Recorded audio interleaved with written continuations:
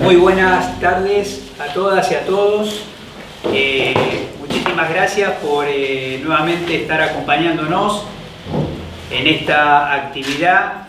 Saben ustedes que estamos saliendo directamente por el canal de Webex del Ministerio de Salud de la provincia, en la Escuela de Gobierno en Salud Floreal Ferrara,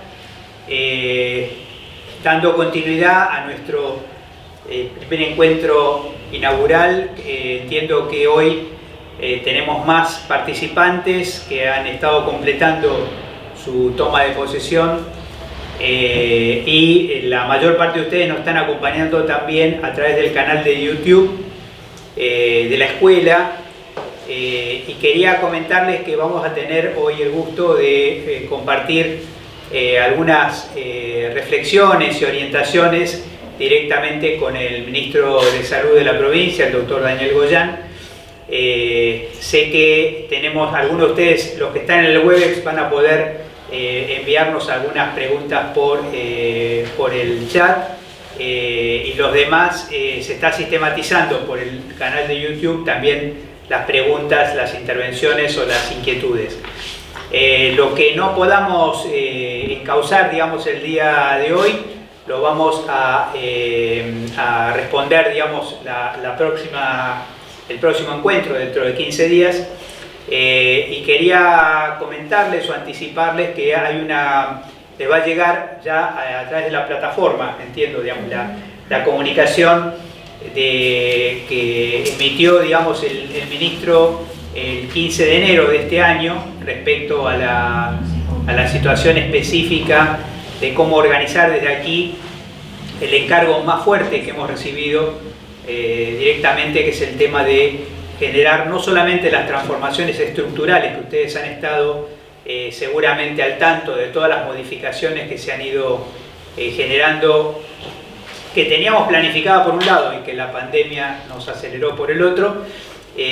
Así que digamos que les va a llegar a ustedes por la plataforma, digamos, este mensaje, y también el link para una película, digamos, que se llama La insubordinación de los privilegiados, que es un material con el cual vamos a estar discutiendo de acá a 15 días también con la presencia del viceministro de Salud, con el doctor Nicolás Kreplak. Sabemos también que nos están acompañando instructores de residentes, jefes de residentes, así que les agradecemos muchísimo esta presencia, porque entendemos que lo más importante es que estamos en una etapa de deconstrucción de las residencias y nos parece importante llegar, digamos, a que esa deconstrucción del sistema de residencias se haga alineada con las políticas de salud, pero se haga también de una forma participativa. Esto para nosotros es esencial, digamos, porque transformar todo un sistema de residencias en una provincia tan extensa como la nuestra es extremadamente complicado. Así que le vamos a pedir a Daniel que nos comparta un poco la situación que estamos viviendo en este momento y a qué tipo de servicios de salud se incorporan ustedes, que definitivamente, digamos, es casi un sistema de salud irreconocible respecto al que hubieran encontrado si hubieran ingresado el 1 de mayo, como era el calendario habitual de la residencia, digamos. Así que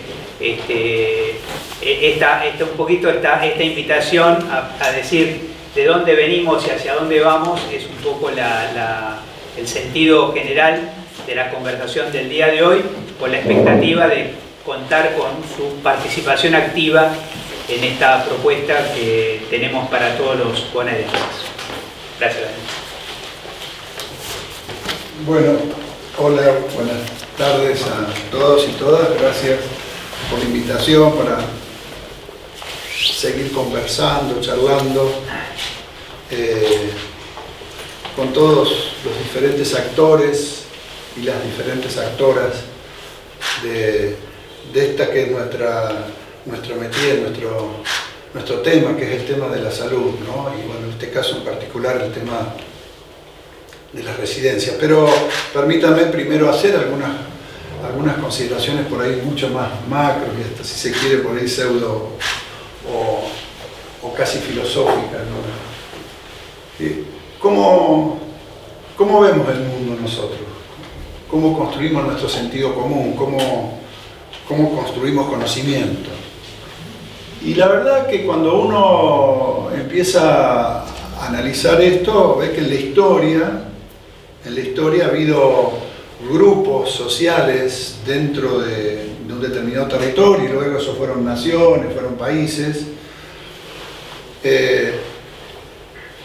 que pudieron construir un marco de ideas, un marco ideológico, le decimos nosotros, que a la larga lograron ir imponiendo como las ideas que el conjunto debe tomar como lo correcto, como lo que está bien, con lo que luego se mimetiza con el sentido común de lo que está bien, lo que está mal, del deber ser y del hacer. Fue siempre así en el transcurso de la historia, y hoy, por supuesto, continúa siendo de esa manera. Es decir, hay lugares donde se generan determinado tipo de conocimientos, determinados tipos de ideas, y estas ideas son las que impregnan a la mayor parte, durante un periodo histórico por lo menos, de la sociedad, y en algún momento eso entra en crisis y se producen procesos de cambio, a veces violentos, llamados revolucionarios, y a veces no tan violentos, pero que marcan una ruptura con el statu quo vigente. Y así ha sido siempre la historia. Digamos, no vamos a andar en esto, pero básicamente la idea es que nos pensemos y nos repensemos permanentemente por qué vemos las cosas como las vemos, cómo nos formamos, de dónde nos nutrimos para construir nuestro conocimiento, nuestro bagaje de ideas, con las cuales nos desempeñamos en nuestra vida cotidiana. Y yo hago referencia siempre, en los últimos tiempos, no siempre, a un libro escrito hace unos años atrás por Henry Kissinger, que se llama Orden Mundial, ¿no? Y en ese libro, Henry Kissinger, que es un personaje que se podría definir como un cuadro intelectual importante de la derecha norteamericana, neoliberal, que ha sido secretario de Estado de varios gobiernos de presidentes republicanos. Y él en el libro plantea algo así como que el mundo ya llegó a un momento de globalización, un momento en donde el conocimiento, la aceptación del sistema democrático, de vida, etcétera, etcétera, ya más o menos es global, que las reglas son globales, por lo tanto hay que ir haciendo que desaparezcan todas esas fronteras que dividen países en cuanto a cuestiones de leyes, en cuanto a cuestiones de soberanía, como que eso va quedando antiguo y que se marcha hacia un mundo ya estamos en un mundo que ya está globalizado, pero después empieza a decir que ese mundo se ha globalizado principalmente por el aporte de las ideas de los Estados Unidos de Norteamérica, digamos, ¿no? Que lo que ha llevado al mundo a que piense como piense globalmente es eso. Pero después agrega y particulariza que en el área de la salud, y lo pone como una cuestión altruista de los Estados Unidos de Norteamérica, el aporte ha sido tan grande que prácticamente todo el mundo lo toma como una verdad absoluta. Pero después agrega que Estados Unidos ha hecho ese aporte, pero también se arroga el derecho de ser el custodio de que todo eso siga siendo así. Digamos, lo que nos está diciendo es que tenemos que vivir con el marco ideológico impuesto por la potencia más grande del mundo a nivel económico, y que además ellos tienen el rol de que si alguien se desvía de eso, hacerle sentir las consecuencias, ¿no? Lo dice muy diplomáticamente, porque de hecho es una persona que ejerce ese rol, pero tal cual plantea esos libros. En otro reportaje posterior dice, le preguntan si los Estados Unidos de Norteamérica basan su poder, ¿en qué lo basan más? ¿En su poder económico, en su poder militar o en ambas cosas? Y dice que por supuesto el poder económico y el poder militar son determinantes, pero que el principal fundamento del predominio de los Estados Unidos es el cultural, es decir, haber impuesto al mundo que tienen que vivir según las pautas, los criterios y los valores de los Estados Unidos de Norteamérica, porque son los mejores, son mejores que cualquier otro. Entonces, hoy festejamos Halloween. Bueno, no todos, ¿no? Por suerte algunos todavía festejamos, qué sé yo, la luz mala, no sé, pero Halloween no, digo, pero por decirlo en algo que justo pasó ayer o anteayer, no sé, estamos en esta cosa de una penetración cultural y cómo vivir de acuerdo a un modelo de idea. En el centro de eso, lo dice muy bien, porque es realmente un cuadro político, lo dice muy bien, existe esa capacidad de lo que nosotros definimos como el complejo médico industrial farmacéutico norteamericano, que es algo muy amplio, pero a su vez muy compacto, generador del grueso de las ideas de qué es la salud, por ejemplo. ¿Y qué es la ciencia aplicada a la salud, por ejemplo? Y eso nosotros lo recibimos las 24 horas del día en formatos diferentes, desde las redes sociales, las revistas de referato, las universidades, los laboratorios, los visitadores médicos.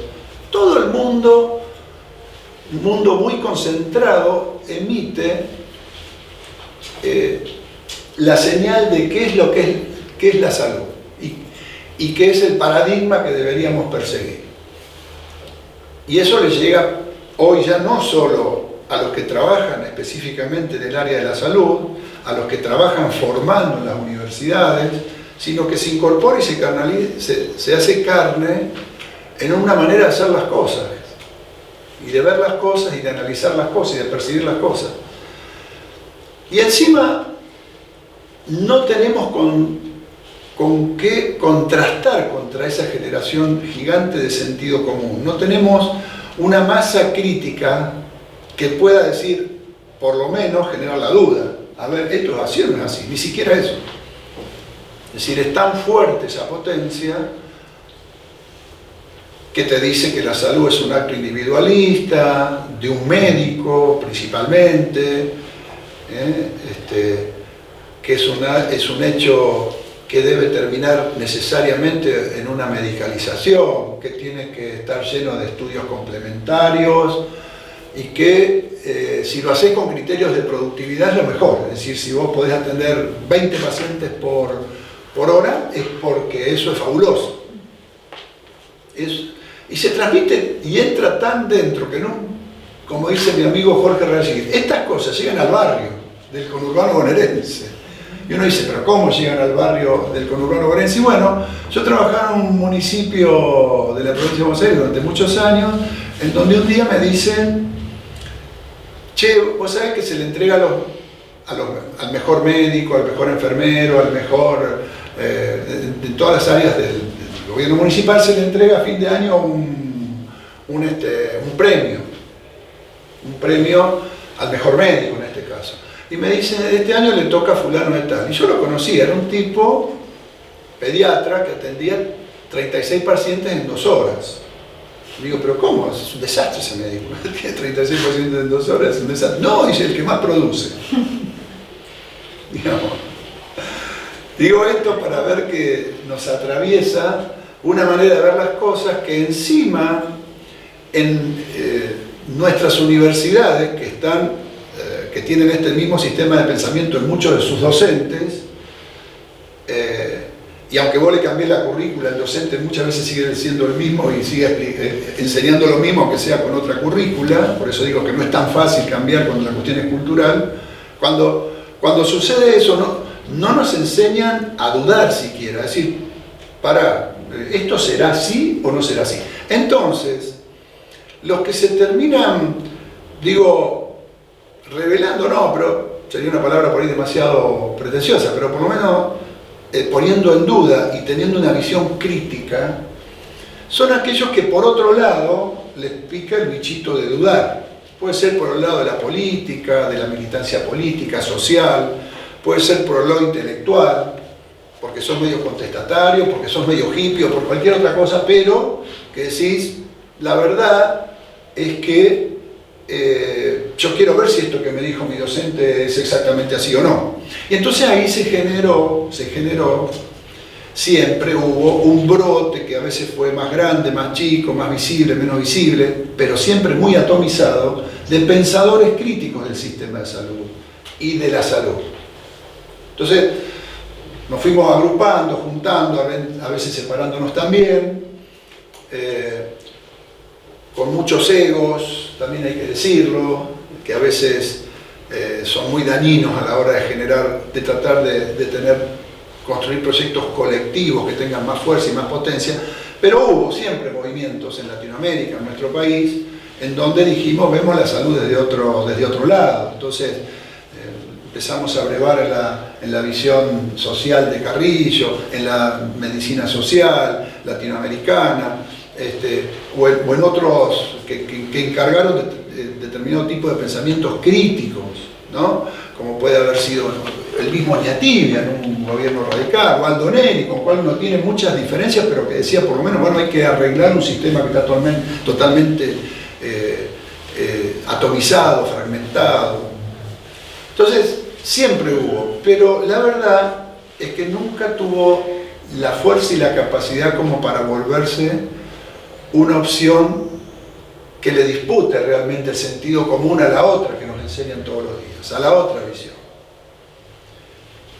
Y es por eso que cuando nosotros venimos a invitar, sobre todo a las nuevas camadas de jóvenes que se incorporan a trabajar activamente en nuestro sistema de salud, en este caso los residentes, pero lo hacemos con todos, los invitamos a formar parte de algo más que sea capacitarse en lo técnico y en la especialidad que va a hacer cada uno. Obviamente es una opción,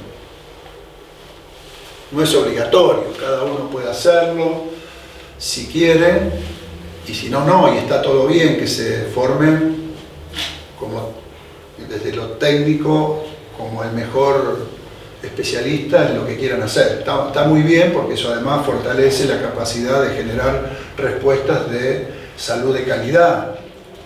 Ahora, yo les puedo asegurar que cuando uno puede entender otros contextos, cuando puede entender el contexto de la macro de lo que es la salud pública e incluso contextos más amplios, ponemos en otra dimensión lo que sabemos hacer muy bien desde nuestra especialidad.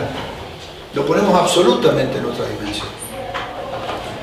Lo empezamos a valorizar de otra manera y nos sentimos mucho mejor con lo que hacemos todos los días porque podemos proyectar lo que hacemos encerrado y con un paciente, un grupo de pacientes, lo podemos proyectar en una dimensión muy diferente, que es la posibilidad de transformar todo aquello que todos los días nosotros nos damos cuenta que no está funcionando bien y que si lo ponemos en una organización grande de pensamiento y de acción a nivel sanitario, sí tenemos fuertes posibilidades de transformar la realidad. Porque de lo que se trata esto es de poder transformar la realidad. Transformar la realidad implica romper o ir modificando lo que ya estaba instituido antes.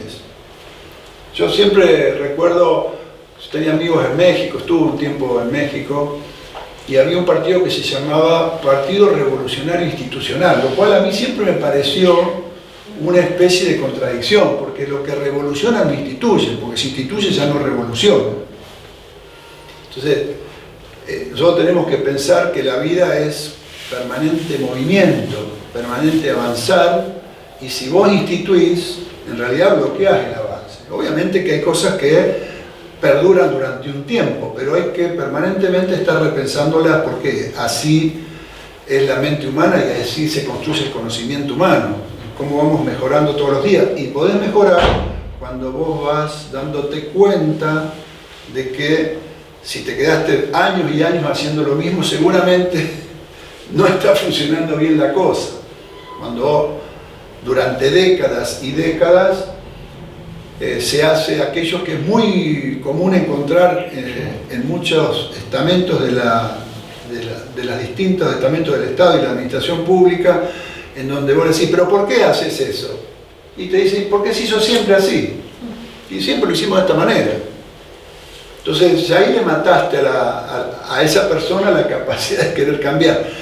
Lo que sucede es que querer modificar las cosas individualmente es muy difícil. Y colectivamente también es difícil, pero es más fácil, es más probable. ¿Y por qué digo que es más difícil, que no es tan fácil? Porque sobre cada estructura que se conformó en la historia, producto de que se cristaliza sistémicamente, en el sistema se cristaliza determinado tipo de situaciones, se cristalizan y luego representan intereses. No es que es una cuestión de buena voluntad o mala voluntad, porque si fuera por eso uno dice, bueno, yo puedo cambiar esta realidad en la forma que funciona mi oficina, o mi secretaría, o mi dirección, o mi hospital, o mi servicio. Y si fuera solo una cuestión de voluntad, vos dirías, bueno, la cambiamos fácil, porque es solamente convencer, persuadir al otro.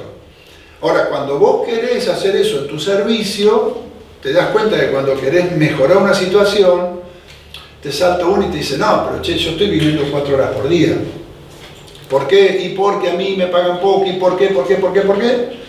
Pero si vos querés mejorar esto, yo tengo que venir 6 horas por día. Y la verdad que yo tengo mi vida armada para 4. Entonces empezás a tocar y afectar intereses que son después económicos. Lo puse en un caso puntual, ínfimo, pero cuando vas a la cuestión sistémica, cuando vos ves la enorme cantidad de actores que hay en el sistema de salud argentino y bonaerense, que tienen capacidad de incidir, que tienen capacidad de lobby, que tienen capacidad de montar hasta operaciones mediáticas cuando ven que están afectados sus intereses, cuando vos ves eso, no es solamente el hecho de que existe tal institución que puede ser buena, mala, retrógrada, no es eso, es que detrás de eso se generó un interés económico, pero no estoy siquiera hablando de un interés económico como puede ser la gran industria farmacéutica que extrae fortunas robando literalmente al sistema de salud con unas tasas de ganancia fenomenales.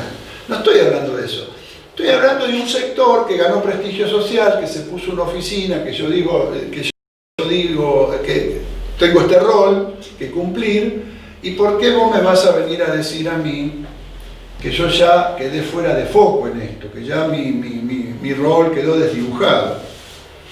Y la verdad que pasa todo el tiempo que hay que ir modificando estructuras, porque en nuestro país, por ejemplo, tenemos un montón de asociaciones científicas que están muy bien que existan, muy bien que existan, pero cuando empezamos a analizar cuál es el rol que están cumpliendo esas asociaciones científicas, ya parece que no es el rol principal fortalecer, capacitarse, fortalecer el conocimiento, como muy bien hacen, sino es que hay algún otro interés en muchas de ellas atrás que tiene que ver con cómo se posicionan en el sistema para extraer una rentabilidad superior a la del resto del sistema.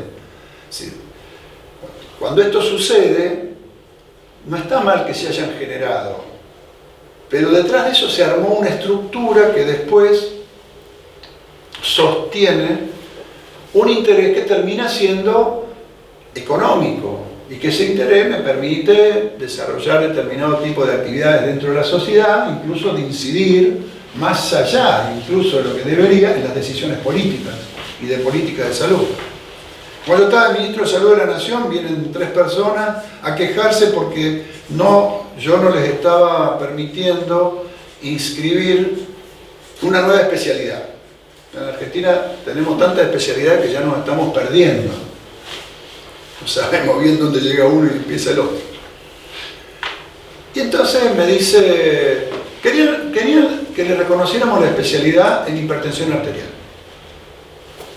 Entonces yo le digo, bueno, pero esto era primero de los clínicos, después no sé por qué motivo lo agarraron los cardiólogos, pero la verdad que me parece que no se la vamos a dar, porque la verdad le digo que saben por qué dentro de un año vienen ustedes dos y me piden la especialidad en hipertensión arterial sistólica y vos me pedís la diastólica. Digamos, ¿hasta dónde vamos a descuartizar al ser humano? Ahora, ¿cuál es el problema de esto? Que después eso se instituye como un lugar donde es el lugar top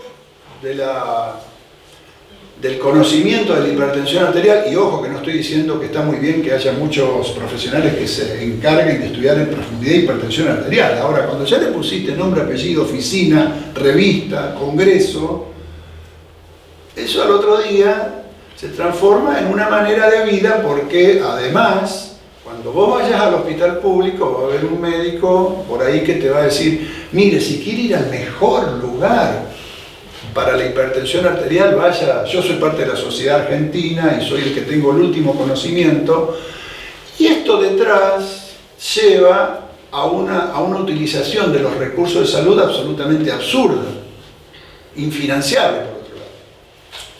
Porque cada vez que vos entras en una etapa en donde el sentido común te lleva a que te tienes que atender en todo momento el mejor especialista en todo el ciclo de vida, es infinanciable.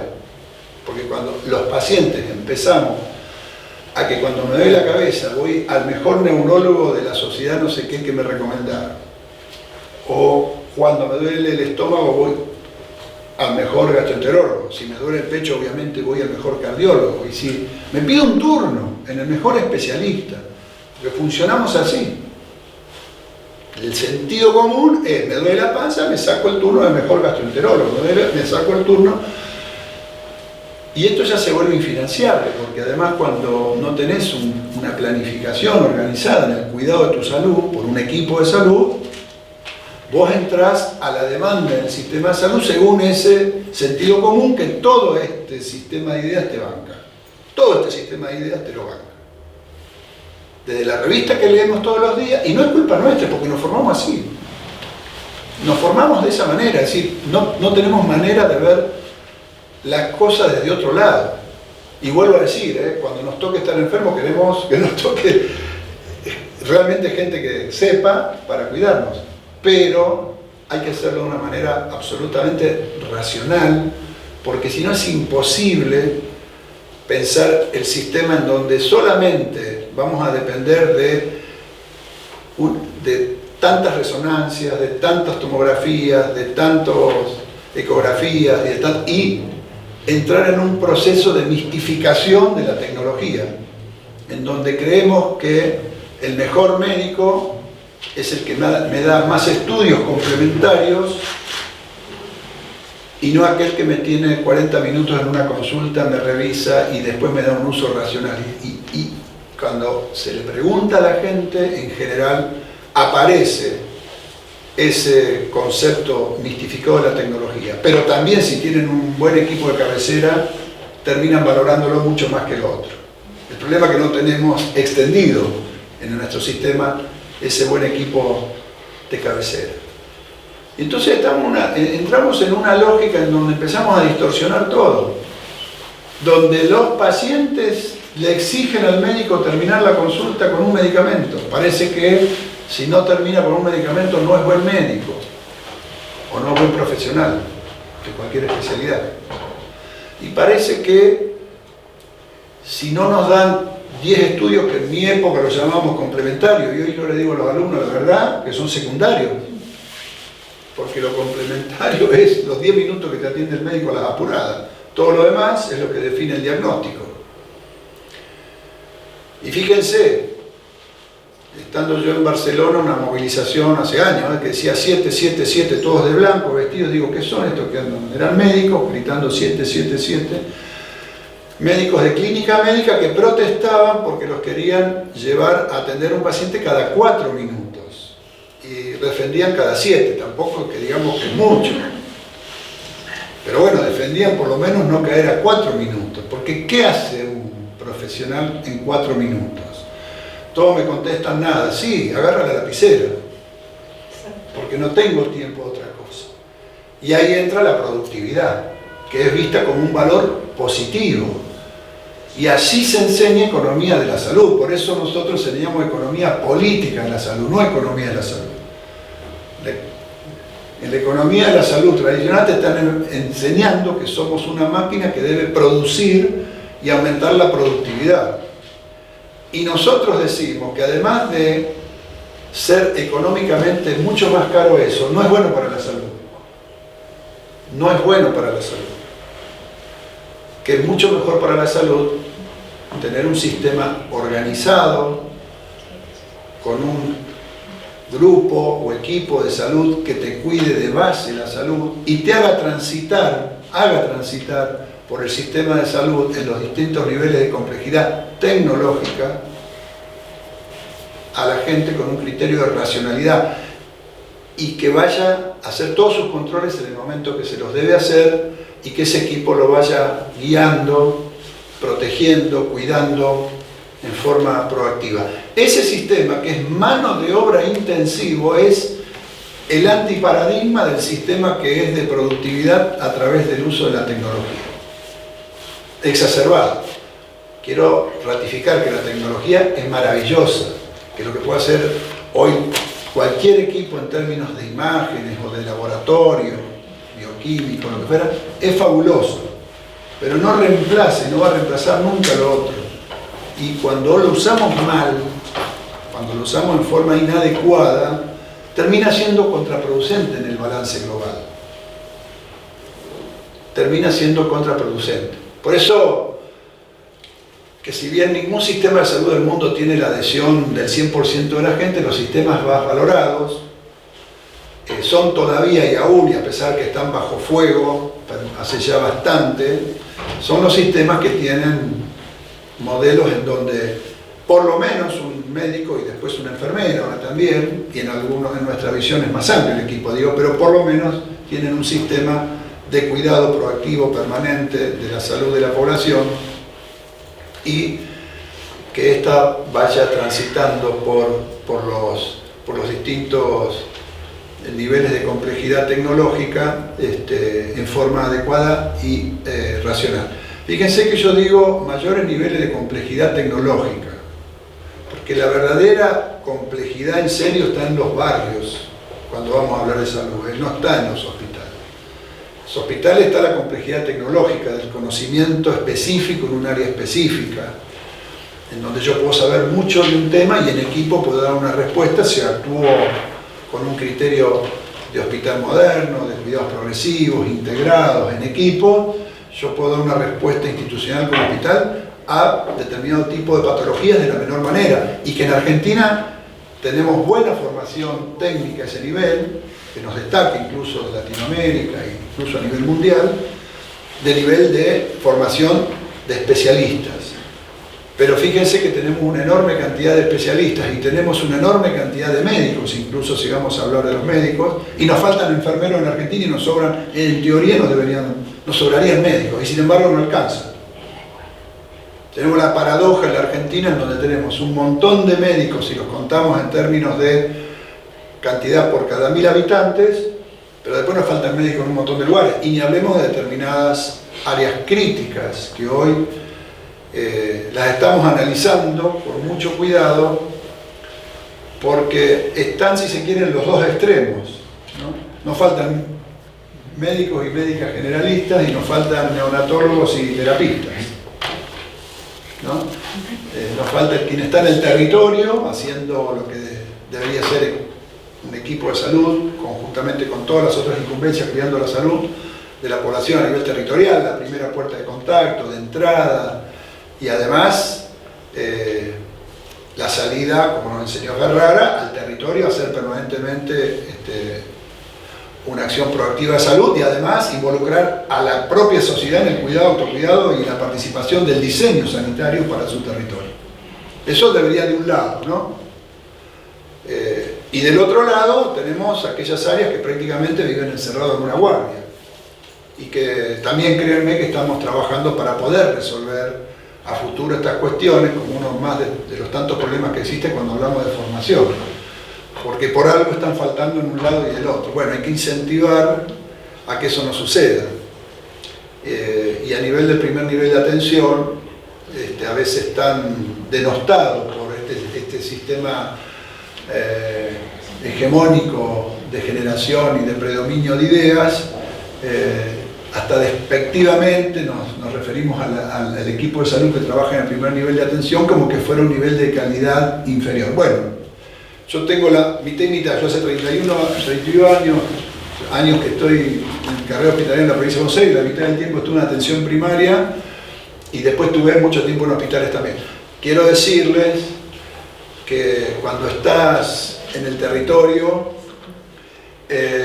muchas veces solo, con tus manos, tu estetoscopio, con el enfermero, con la asistente social, con la trabajadora social, con la psicóloga, resolviendo los problemas, suelen ser un área bastante complicada, mucho más que cuando tenés la protección de la institución hospital hacia adentro, con tu laboratorio rápido, con tu placa rápida, con la conflictividad de alguien que no está en su hábitat, sino que está de visitante, y no en el propio barrio donde vive, donde la mujer vino golpeada por un problema de violencia de género intrafamiliar y tenés que actuar desde todas las incumbencias en el medio de un sentido común, en donde a lo mejor hasta la mujer después te termina, como nos pasó, denunciando porque en su relación de fuerza con su pareja primó que tenía más miedo que su pareja la siguiera golpeando.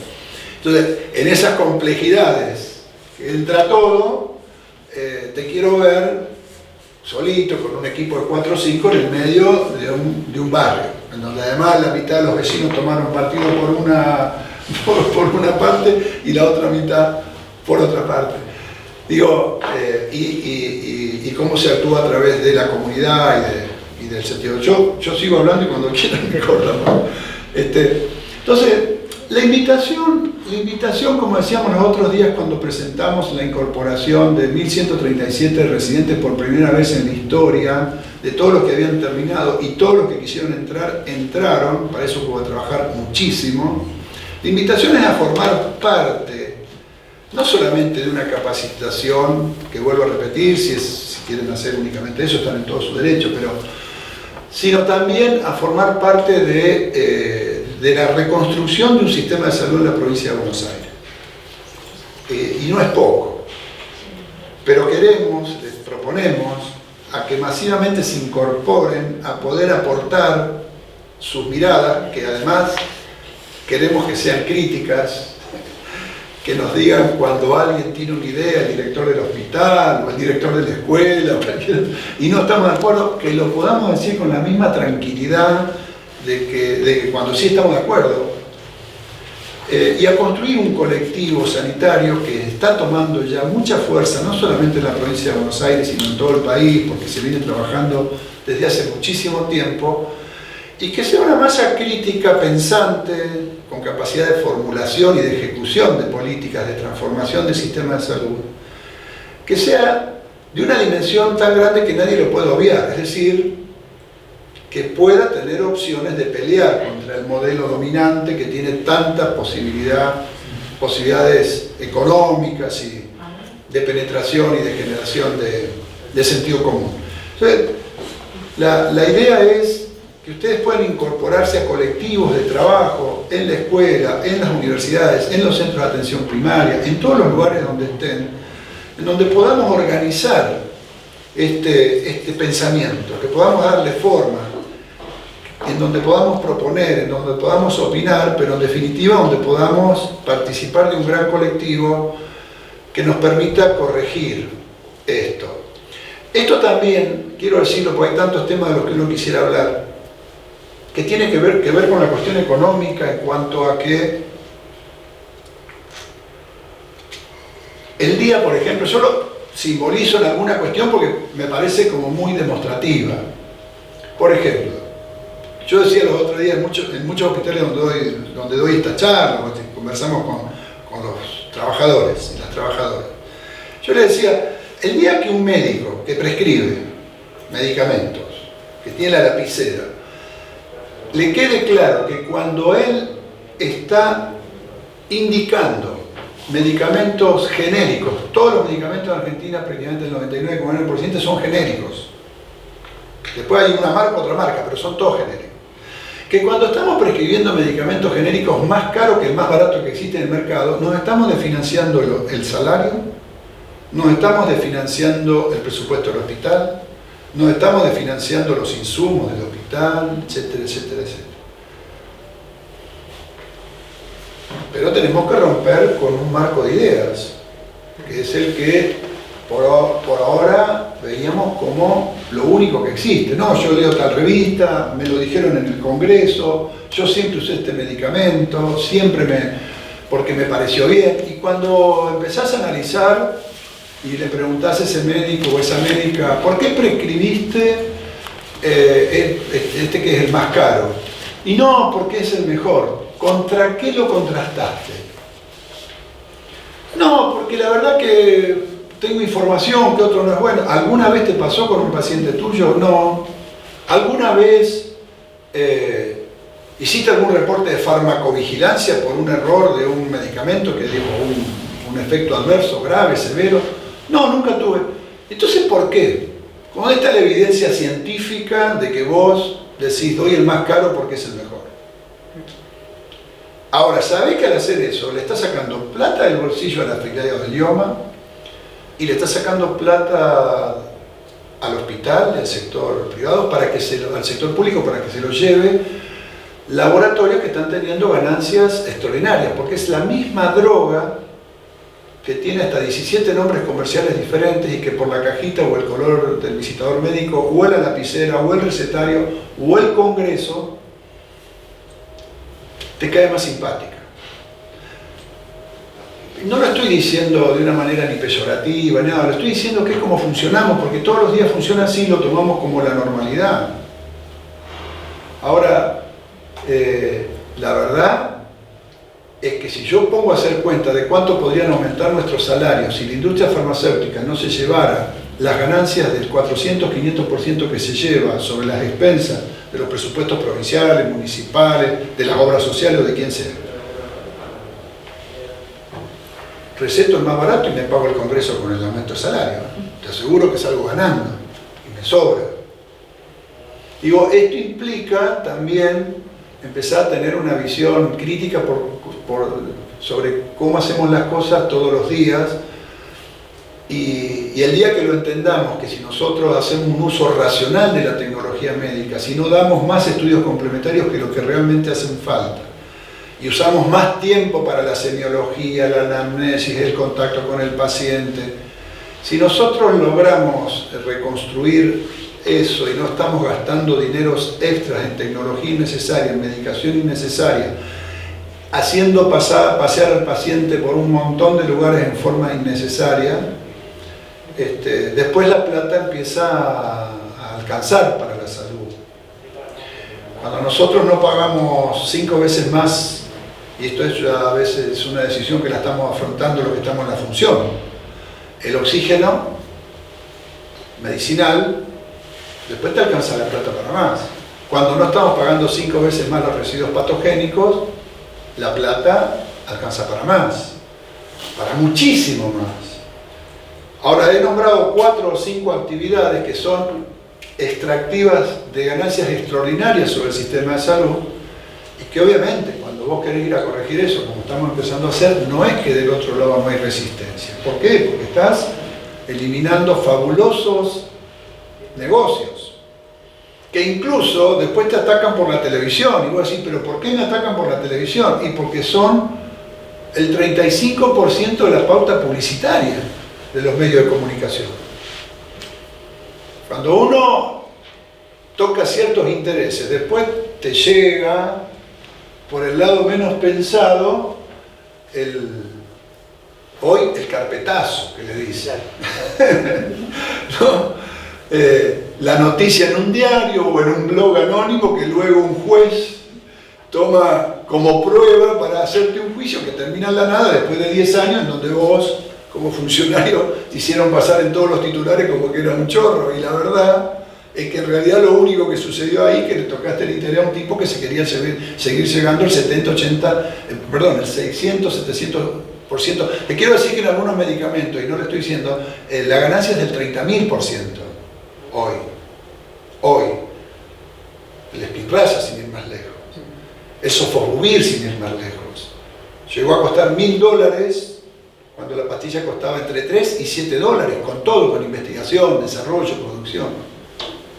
Entonces, estamos hablando de un saqueo sobre el sistema de salud, sobre los recursos para financiar un sistema, un saqueo, un verdadero saqueo, del cual nosotros en una parte somos cómplices. A veces inconsciente, no nos damos cuenta, no lo hacemos es porque no nos enseñaron a ver la cosa desde otro lado. Entonces nosotros venimos a proponerle, tenemos la posibilidad de armar algo para ver la cosa desde otro lado.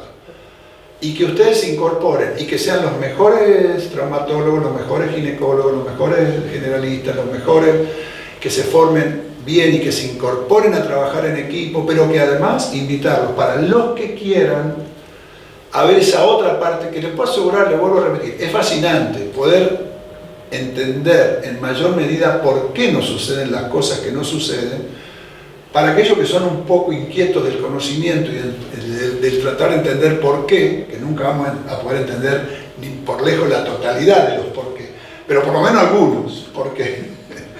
¿Por qué nos suceden las cosas que no suceden? Nos transformamos en ciudadanos más libres y en profesionales, en mejores profesionales.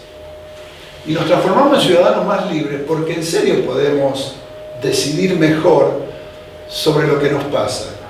Porque si no estamos muy acotados en entender la realidad. Estamos tan metidos en nuestro mundo que no podemos ver todo esto que condiciona lo que aspiracionalmente la mayoría de ustedes, de los residentes, estoy seguro que tienen. Que es esas ganas, ese deseo primario que tenemos los que nos metemos a la salud, de querer hacer algo bueno por el otro, porque en realidad después puede ser que uno empiece a pensar más en el signo peso que en otra cosa. Algunos lo harán desde el inicio. Bueno, no son los que optaron por estar en el Estado. De los 1.500 y pico, los que eligieron estar acá, seguramente es porque lo que más los motiva es inicialmente desarrollarse en algo que les gusta, pero que en forma directamente pensada así, o indirectamente, es hacerle el bien a otra persona. Puede trabajar sobre su salud y tratar de que tengan más salud. Y eso yo creo que es una cosa que si logramos no perderla, y además de incentivarla y de profundizarla, le agregamos la parte racional a la parte emotiva, le vuelvo a repetir, es maravilloso. Cuando uno puede hacer esa conjunción entre esas ganas de hacer el bien por otra persona, de mejorar su salud. A veces se critica porque se lo dice como una cuestión o patriarcal o una cuestión de que nos sentimos... No, la verdad es que pretendemos pensar en mejorar la vida de otro y la verdad es que es muy loable. Y hacerlo además con su cuerpo, con su psiquis, hacerlo además con su ser, ¿no? Porque un contador te puede arreglar la vida, que te mejora los ingresos, digamos, pero nosotros lo hacemos con aquello que es la parte más importante de la vida de la persona, que es la vida. Porque ahí también quiero decirle, hacemos encuestas, ¿no? Entonces le pregunta a la gente, ¿cuál es su principal problema hoy? Y te dice, bueno, la inflación, la cosa, la economía, la seguridad, y siempre aparece octavo, noveno, décimo. Ahora con el COVID subimos en la tabla, pero te dicen la salud, ¿no? Ahora, si vos le preguntaras a la gente como decía una vieja canción, 3 cosas tiene la vida: salud, dinero y amor. ¿Qué es lo más importante para usted? Y la gente va a decir la salud. ¿Por qué quiero el dinero y el amor si voy a morir? Si no tengo salud. Digamos, lo más importante es la salud. No es que no se valoriza lo que es la salud, es que lo que nos pasa todos los días ponemos a la salud como algo que no es tan prioritario. Y en cierta manera nuestro tan vapuleado sistema de salud pública y tan denostado por algunos es responsable de que la gente, en cierta manera, no lo tenga como una prioridad absoluta. Porque para los argentinos es un tema que, aún con todos los problemas que tenemos, es un lujo que tenemos el sistema de salud pública en la Argentina. Yo los invito algún día que vayan a Chile. Bueno, ya quedó claro lo que pasaba en Chile, ¿no? El modelo perfecto de Chile, de las tres carencias más importantes fue la salud. Pero vayan a Colombia, vayan a Perú, vayan a Brasil, mismo, que aún con el sistema único integrado de salud, que dio respuestas y respuestas estructurales, que fue un antes y un después, como tienen carencias estructurales de cantidad de médicos que tienen por habitantes, y esos médicos y esos trabajadores de la salud trabajan para determinadas élites, lo vimos claramente cuando trajeron el programa Más Médicos, que los brasileños no querían ir. Bueno, ahora esos 10.000 médicos que no están produciendo un desastre sanitario en Brasil, y más con el COVID. Pero ese problema estructural sigue teniendo que Argentina tiene una gran cantidad de formación.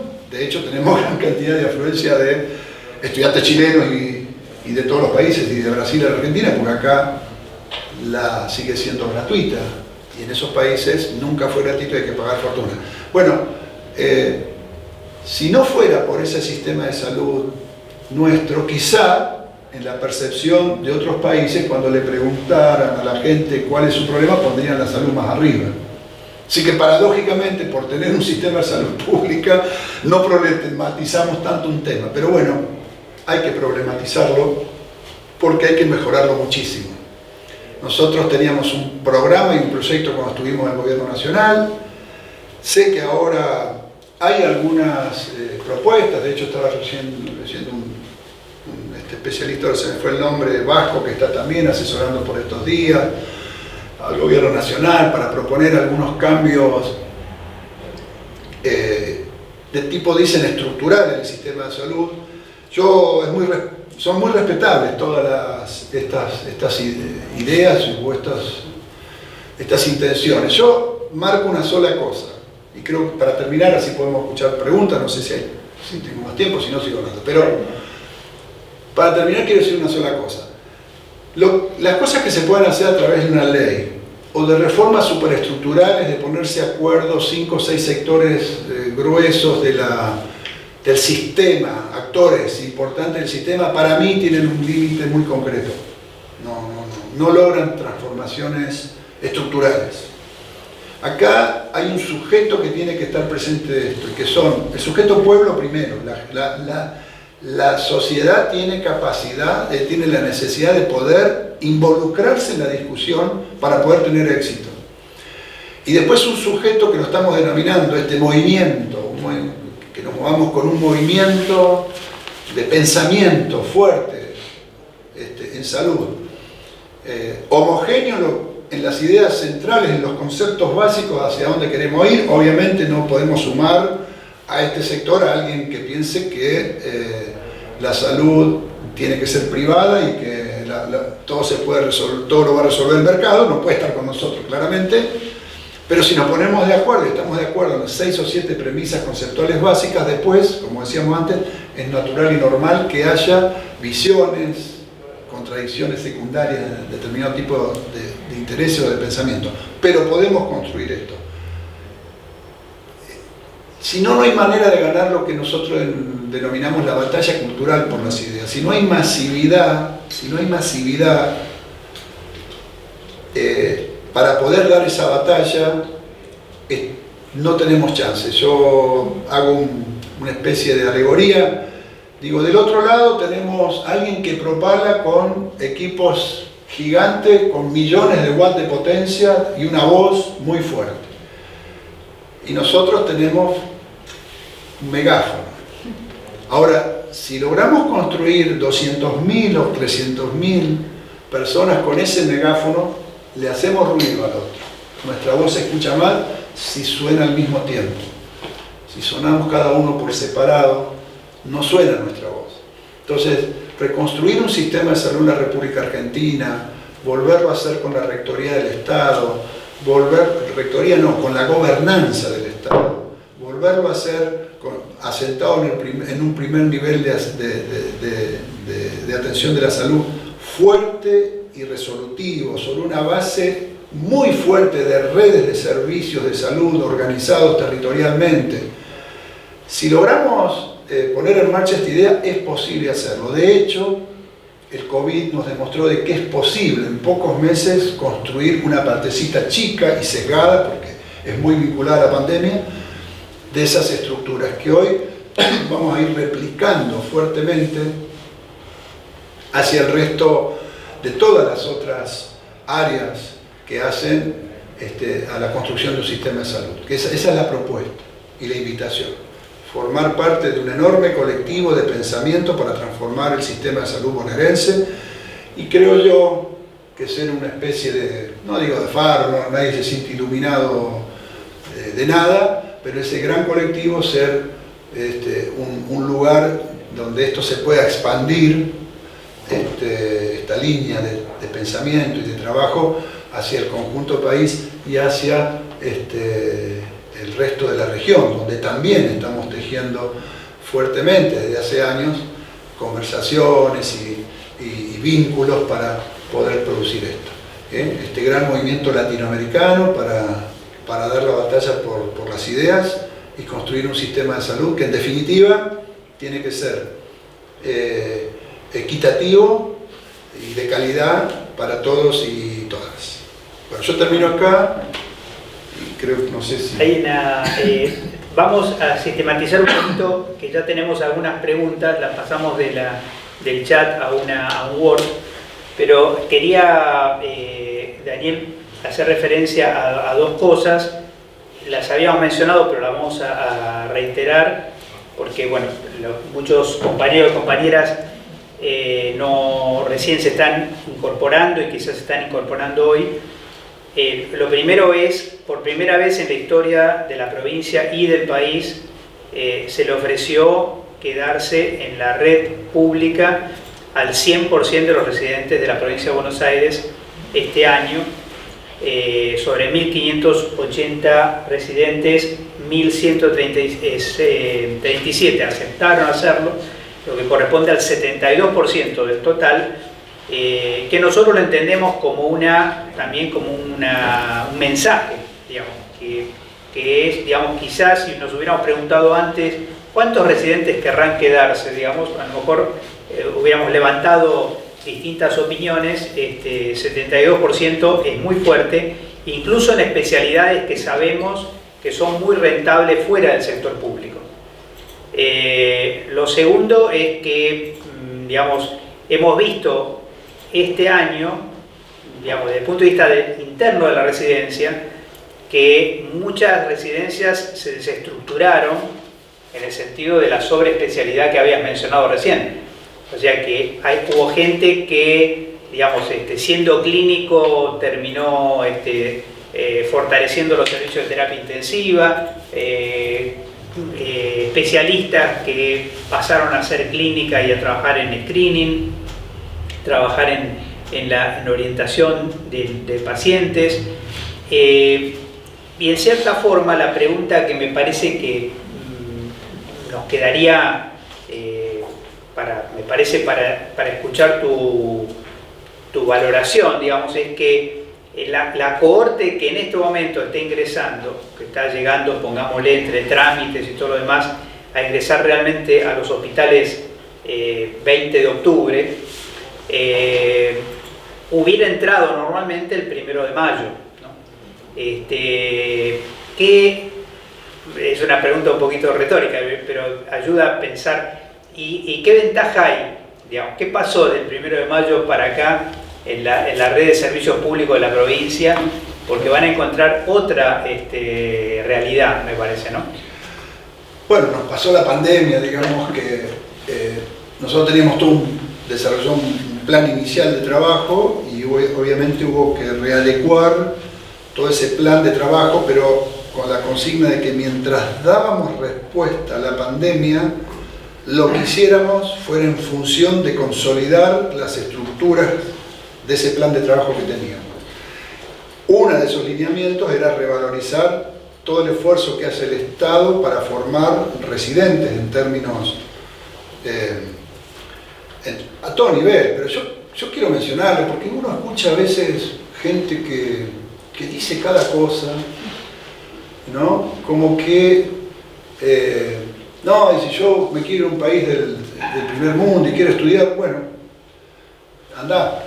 Ahora, si tenés $500.000, entre $250.000 y $500.000 o $600.000 para financiarte una carrera, andá, si tenés suerte podrás tener un crédito, pagar hipoteca toda tu vida. Y después 4 años de especialización. Digo, a veces no valorizamos esas cosas, porque, vuelvo a decir, como decía hace un rato, la tenemos como naturalizada. Pero para nosotros es un capital enorme y que no podíamos desperdiciar, porque si lo que venimos es a plantear que debemos tener un sistema de salud pública fuerte, que es la base para garantizar la gobernanza del sistema de salud. Por eso nunca hay que decir que en el hospital público o en el subsector público de la salud está la base de los derechos. Es el techo. El techo en donde se tiene que querer mirar el resto de los subsectores. Y en el hospital público, nosotros tenemos una ventaja gigante que ha sido descuidada y que ahora con esta escuela y con todas las actividades nosotros venimos a fortalecer. El valor agregado del hospital público sobre cualquier efector privado de salud de la provincia de Buenos Aires, que no sean por ahí de los 3 o 4 top grandes donde hay actividad académica y actividad de estudio y de capacitación permanente, el resto está en el hospital público. Y lo hemos descuidado, se ha descuidado mucho tiempo y va a ser un bastión de nuestro conocimiento, de nuestro proyecto. La formación, porque es el diferencial, cuando uno puede construir el conocimiento de la manera como se lo construye en forma programada y continua y permanente en su sector público y en nuestros hospitales, en nuestros centros de atención primaria. Entonces, a mayo primero veníamos una historia de ningunear ese esfuerzo que hacía el Estado y por ende ningunear a todos aquellos que habiéndose formado 4 años se querían quedar en el sistema. Veníamos con un sistema que estaba muy degradado, muy desmoralizado, y hoy tenemos un sistema que obviamente nos falta recorrer toneladas de kilómetros, por decirlo así de una forma rara, pero que logramos construir, y yo lo palpo personalmente, además de todo lo que uno ve a través de la gestión, de los informes y todo, lo veo todos los viernes cuando recorro 2 o 3 hospitales de la provincia de Buenos Aires en forma presencial y me voy a hablar con ellos, me meto en la terapia, me voy a hablar con todos los trabajadores de la salud, es que se nota un aumento importantísimo del espíritu de cuerpo, el espíritu de pertenencia, el espíritu de solidaridad y el intercambio entre los departamentos estancos de los hospitales. El sistema hospitalario por servicio, ustedes saben, casi eran como áreas cerradas, feudos, con escasísima comunicación, y en todo caso cuando había un caso social con un paciente, dice, bueno, llamá a la trabajadora social, pero nunca se logró, no se había logrado, hay experiencias que sí, en varios hospitales, pero la mayoría no, la dinámica era esa. Bueno, hoy van todos hacia hospitales de cuidados progresivos, pero ayudó mucho este periodo para construir, ayer, el viernes, en el Hospital San Martín de acá, que festejó sus 136 años, la infectóloga lo decía con una claridad meridiana. Como ella, que era infectóloga y que trabajaba dentro del área de terapia intensiva, en estos meses aprendió otra manera de hacer las cosas y ve las ventajas enormes. Y ese dio un capital que lo decía ella, como una experiencia que se nos queda para siempre. ¿Cómo vamos a trabajar de ahora en adelante? No ya en pandemia. Las terapias, decía, los terapistas, los que trabajamos dentro del área, ni nos conocíamos con nosotros. Y ahora yo conozco un montón de trabajadores y trabajadoras de mi hospital, con los cuales he tejido además una relación profesional y hasta una relación de amistad. me estaba perdiendo toda esa parte de la historia, porque yo venía a trabajar y me iba sin conocer el resto de la gente. Se ha aumentado muchísimo, la pandemia ha aumentado muchísimo ese espíritu de solidaridad, de colaboración, y ahora hay que extenderlo, Por eso es que formamos todas las redes en su momento, que era articular hospitales. Estamos trabajando en eso. Después las redes que las necesitamos para que los terapistas de los distintos hospitales que en el área dura pudieran trabajar la problemática de conjunto. Entonces se dio transversalmente en red ámbitos de capacitación, de intercambio, de información y de relacionamiento y de vinculación.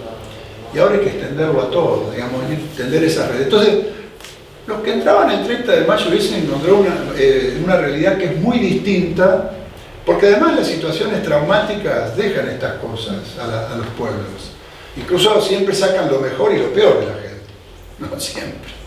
Porque tuvimos algunos ejemplos de que sacan lo peor, pero la enorme mayoría, por lejos, sacó lo mejor. Entonces creo que están entrando en un momento en donde, además desde lo profesional y de lo técnico específico de cada especialidad, van a encontrar allanado el camino para hacer algo que no teníamos hasta ahora, que es la construcción de proyectos más integrales, aún dentro de nuestra especialidad.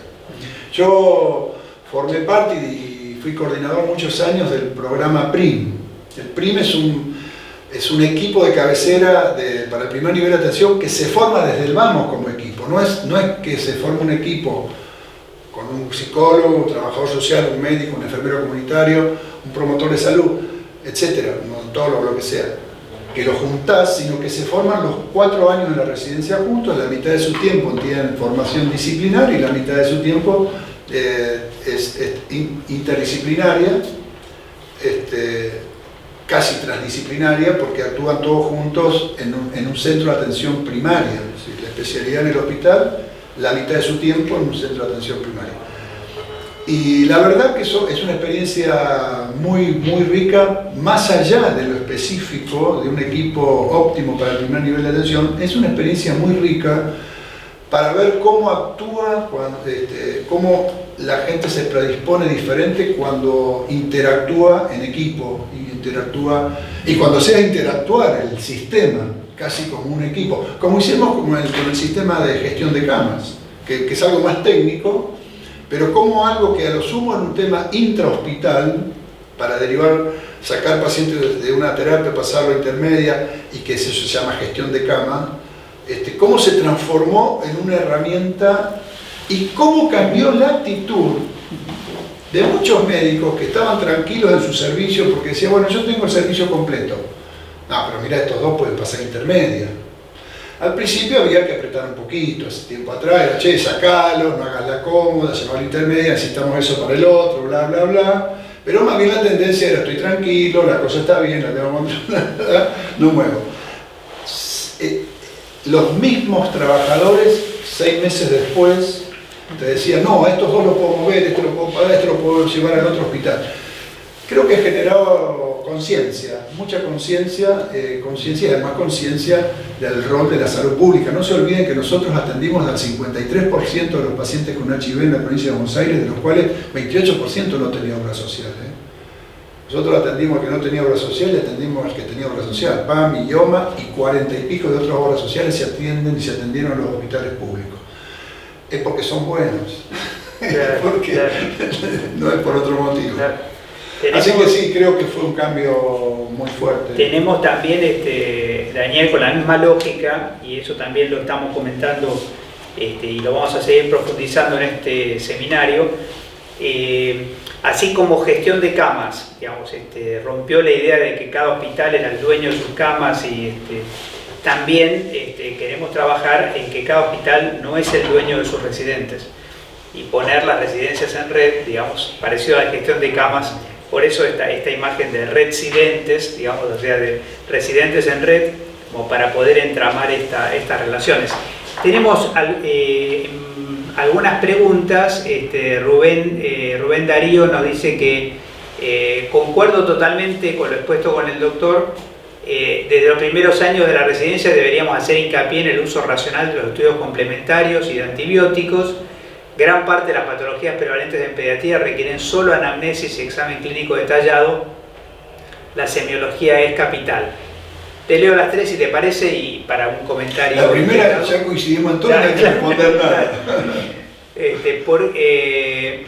Bayrón nos dice por qué hay hospitales en los que los residentes cuentan con psicología de estrés y en otros hospitales esto no se implementa.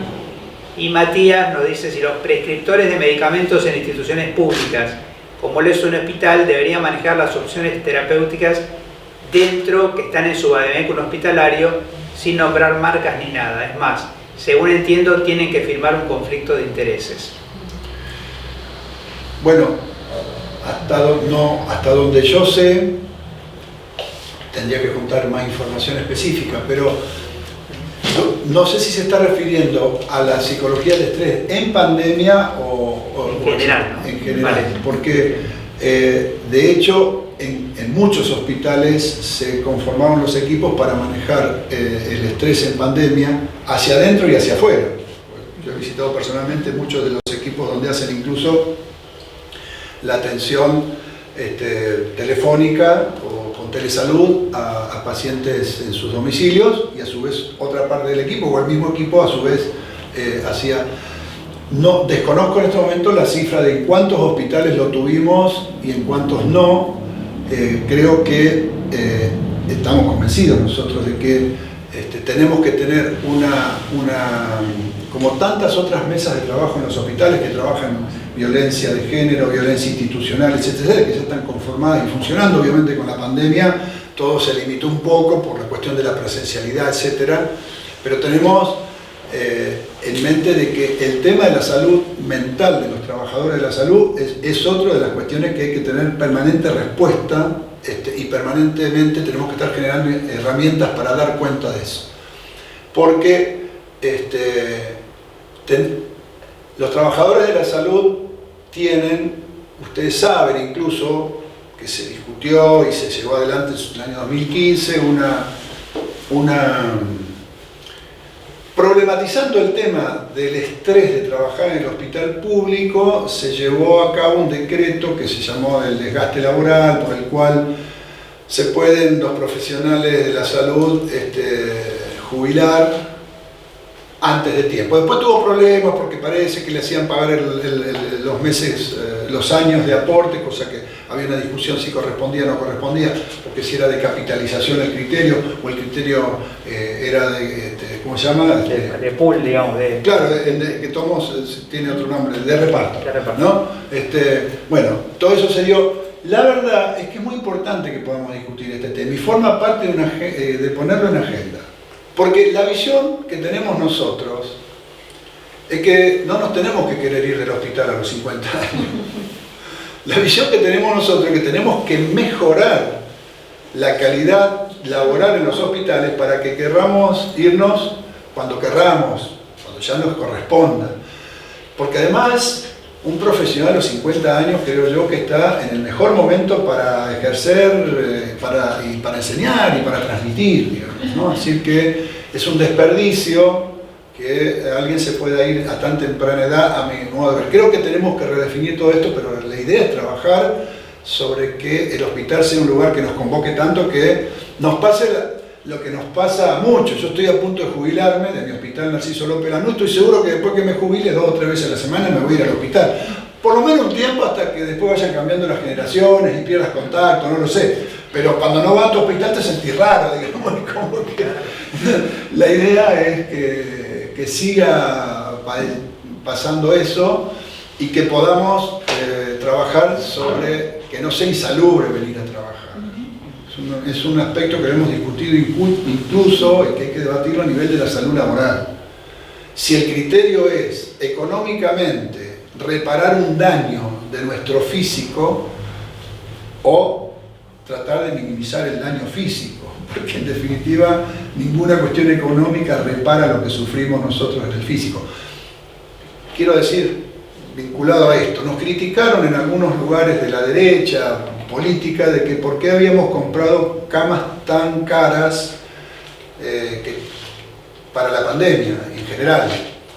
¿Y por qué no habíamos comprado camas a manivela que son mucho más baratas? Entonces, primero le dijimos si ellos entienden cómo se trabaja un equipo de salud con una cama cómoda o una cama incómoda. Pero le dijimos si sus problemas económicos también se pagan solas. Se paga en la salud de la enfermera y del camillero y del médico que no pierde su columna y que después lo tenés que desfuncionalizar.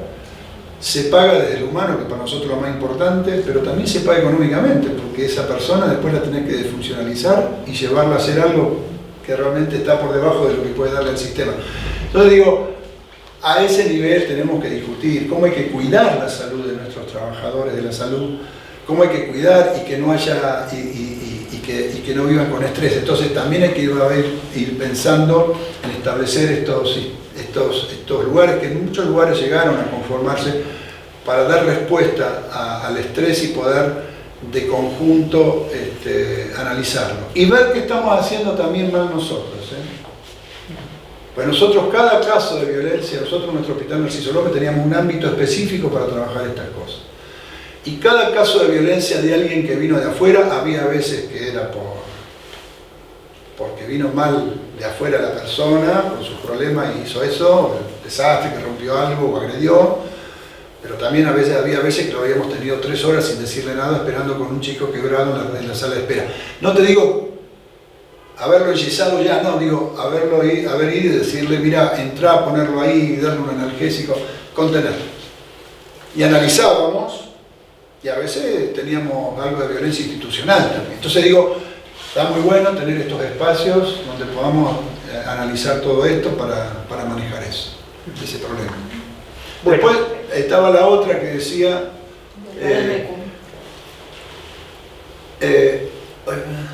los prescriptores. Mirá, hay muchos hospitales en donde ese vademecum existe y vamos a hacer una acción muy fuerte para que entre todos empiece a cumplirse. Los otros días, no es un hospital provincial, es un hospital nacional. Me manda una paciente, yo tengo mi teléfono lleno, me mandan de pacientes que necesitan un medicamento y dicen, me dieron este genérico, pero mi pediatra me dijo que le va a hacer mal al chico, que no se lo dé. Era del Hospital Posadas. Llamo al Hospital Posadas y me dice la directora, imposible, porque acá tenemos una unidad específica de genéricos, que no trabajamos de otra manera que no sea con el genérico, y menos esa persona que están diciendo, que nunca jamás da genérico. Bueno, se aclaró, le habían dado unas muestras gratis hasta que la mujer le iban a entregar el medicamento, que era de una marca, y alguien externo le dijo, no le des otra porque otro médico de otro lado, no era de ese hospital. Pero hay que trabajar muchísimo y está muy bien que tengamos los vademecum, pero vuelvo a decir, hagamos los ateneos, estudiemos el caso, hagamos los seminarios, estudiemos el caso y convenzamos a los que dudan de esto. Algunos dudan de que dar el medicamento genérico. Permítanme que vuelva a hacer una digresión familiar, pero de una experiencia. Yo cuento siempre, porque me pasó hace poquito. Mi hermano tuvo un reemplazo valvular, mitral, y se complicó. Bueno, cosa que estuvo un mes internado en un sanatorio por PAMI. Bueno, cuando salió de alta, tomaba 6 medicamentos. Ese sanatorio compra todo por licitación en tiempo real con un sistema de software, con lo cual compra el genérico más barato del mercado al momento que se lo dan de todos los que compiten. El más barato, lo barato de lo barato. Y eso es lo que le daban como medicación por vía oral mientras estuvo internado. Cuando se está a morir, yo estaba con él, lo iba a buscar él, y el médico cardiólogo le dice, vas a seguir con amiodarona, pero Atlancil, que es el mejor. Vas a seguir con enalapril, pero Lotrial, que es el mejor. Entonces yo lo miro al cardiólogo, un buen tipo, un tipazo, y le digo, chi, pero ¿por qué le estás dando estas marcas? Y no, son las mejores. Digo, pero entonces lo estuvieron matando hace un mes. Y me mira, no, ¿por qué me decís? Porque le dieron todo genérico, el que compra, mi amigo, el director, que fulano de tal, le digo, me enseñó cómo compra no, yo lo vi, es más barato, lo estuvieron matando. No, esos también son buenos. Pero ¿cómo también son buenos? Le digo, escúchame.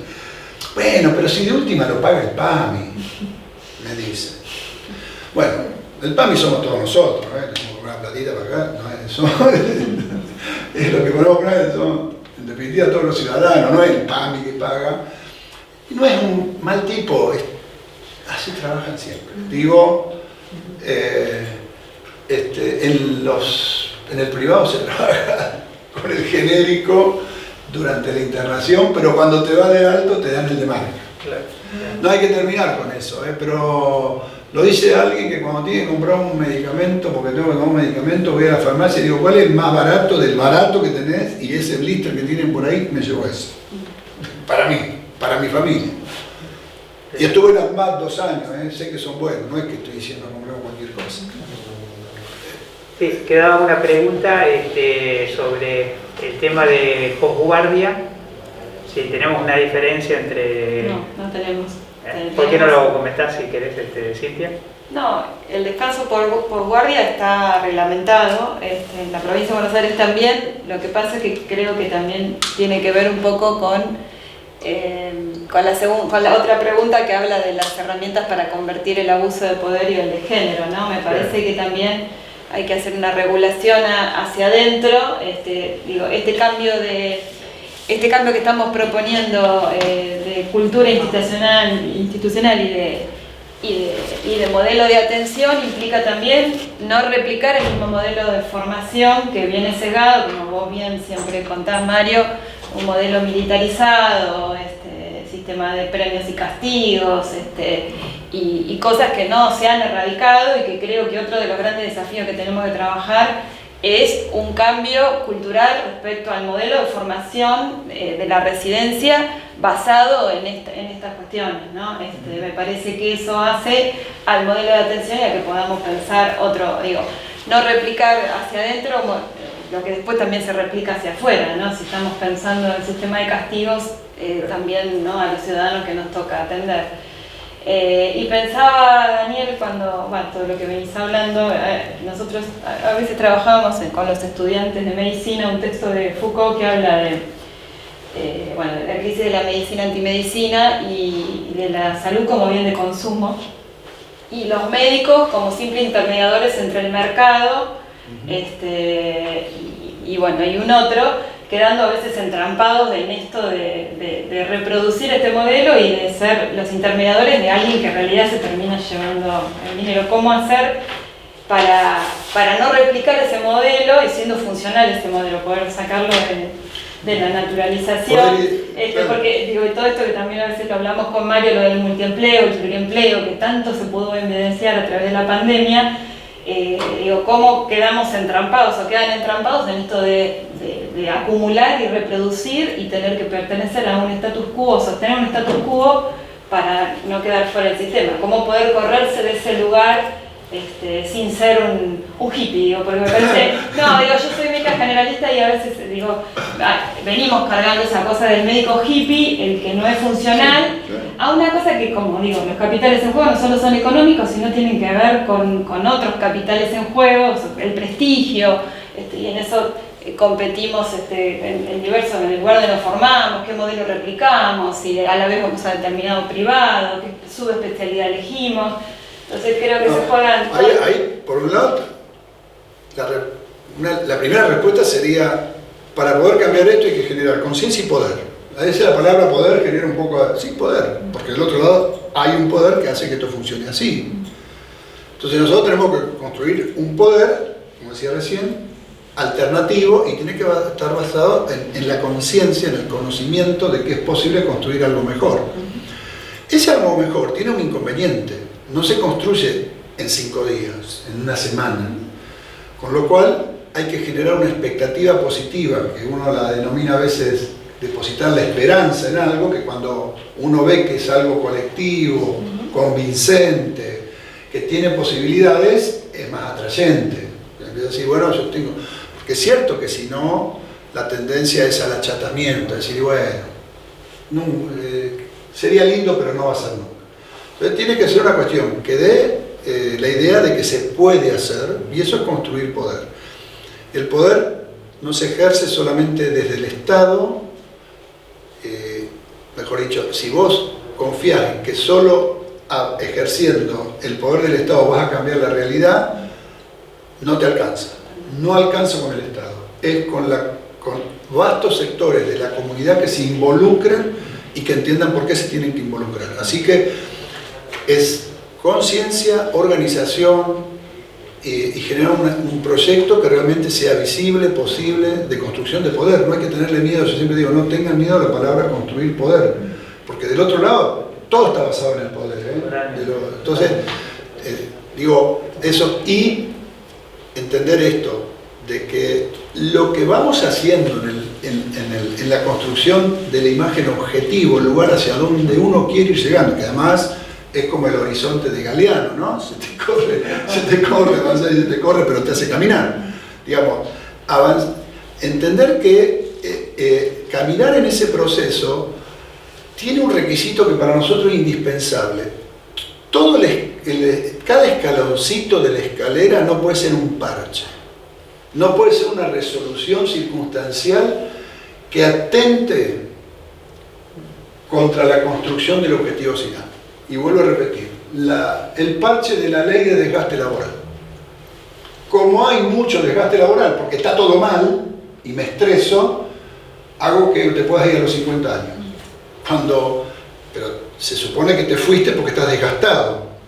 La idea nuestra es construir una situación en donde no te desgastes, donde vivas y trabajes bien, con ganas, y te vayas cuando tengas ganas, o cuando ya te echen por viejo, digamos, cuando ya te digan, no puedes seguir, pero no porque vos estés mal. Sí, claro. Entonces, construimos soluciones, respuestas de parche que después son un obstáculo, porque ahora eso es un lío, porque encima legalmente nos hicieron, yo también, porque hace 31 años que aporta, nos hicieron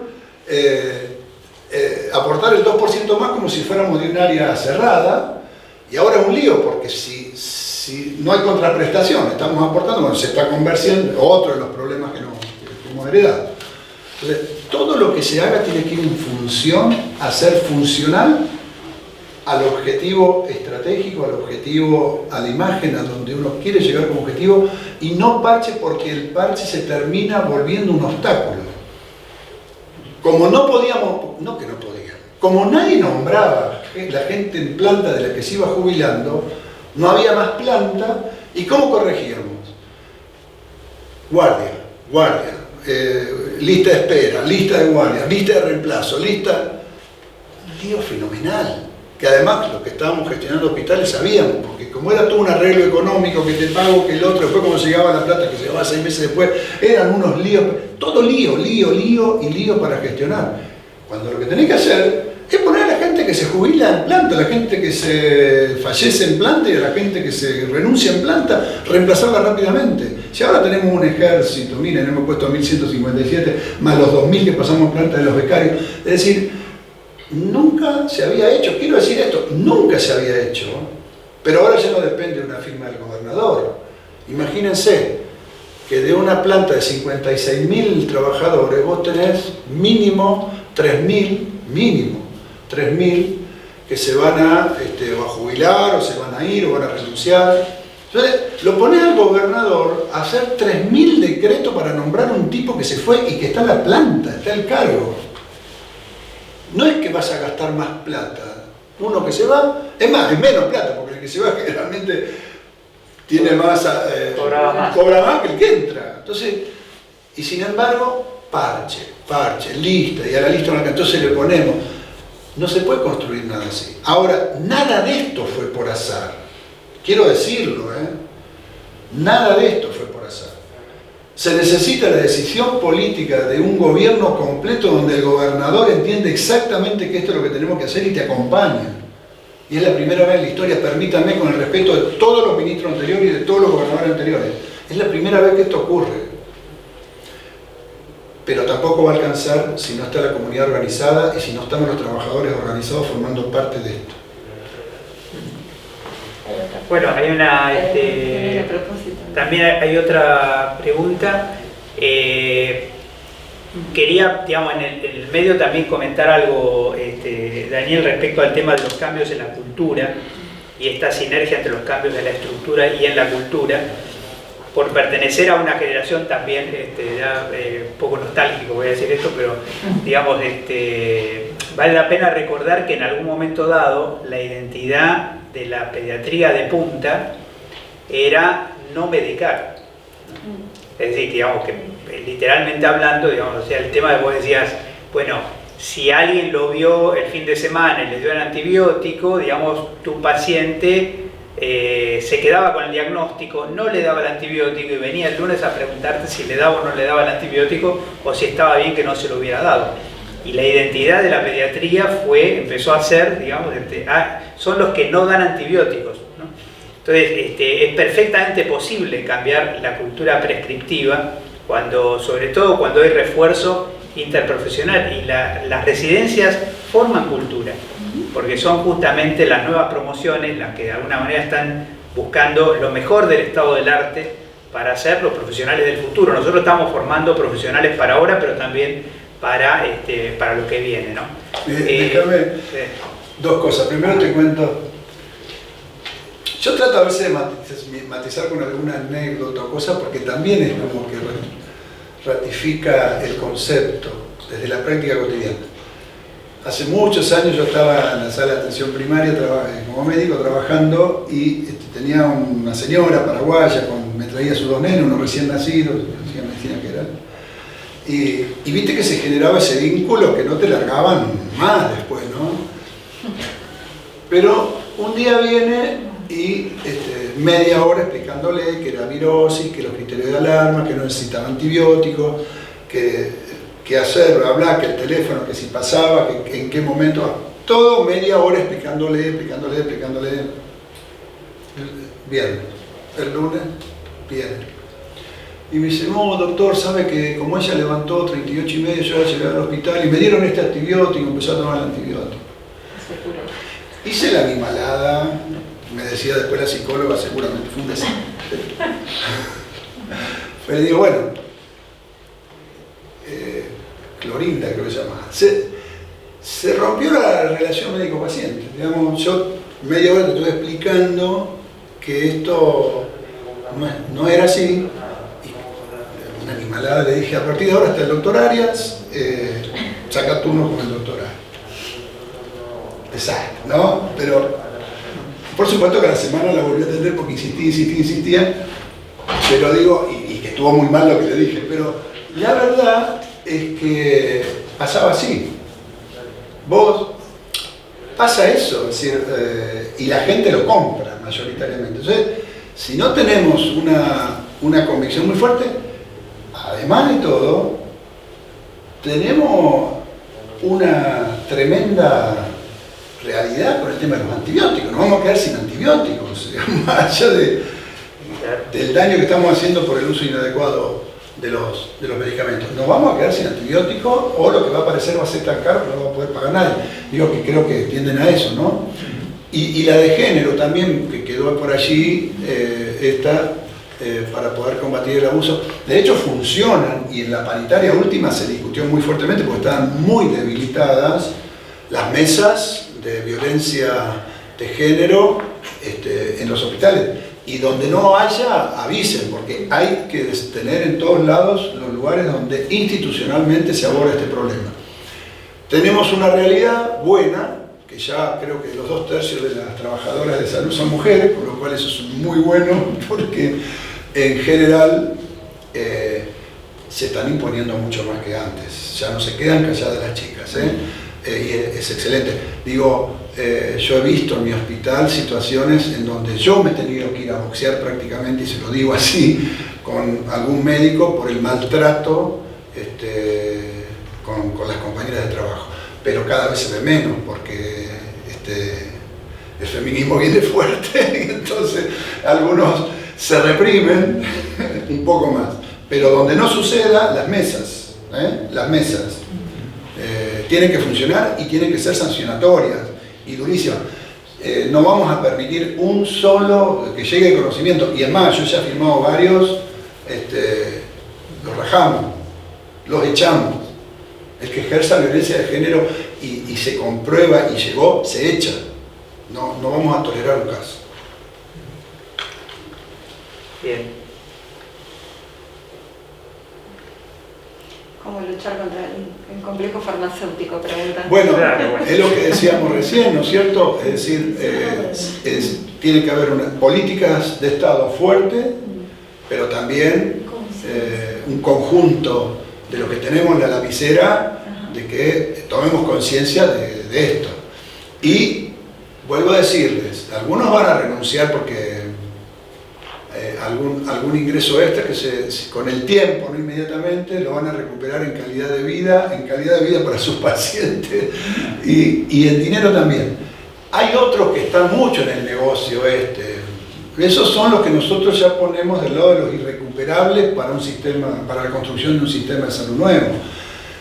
¿Quién es el que está excluido desde el primer día este convite? Y el tipo que piensa la salud como una posibilidad de hacer negocios, ganar estatus de vida y quiero ser claro, todos queremos trabajar y tener una vida digna y que nuestro salario alcance para desarrollarnos y tener una vida digna como corresponde, etc. No es que estamos hablando de otra cosa. Sí aquel que se mete acá para sacar plata. Ese, bueno, ya seguramente no va a venir nunca a este lado, va a estar mirando de la otra vereda. Bueno, tenemos, digamos, como ustedes ven, una perspectiva muy panorámica. Ustedes han compartido el día de hoy.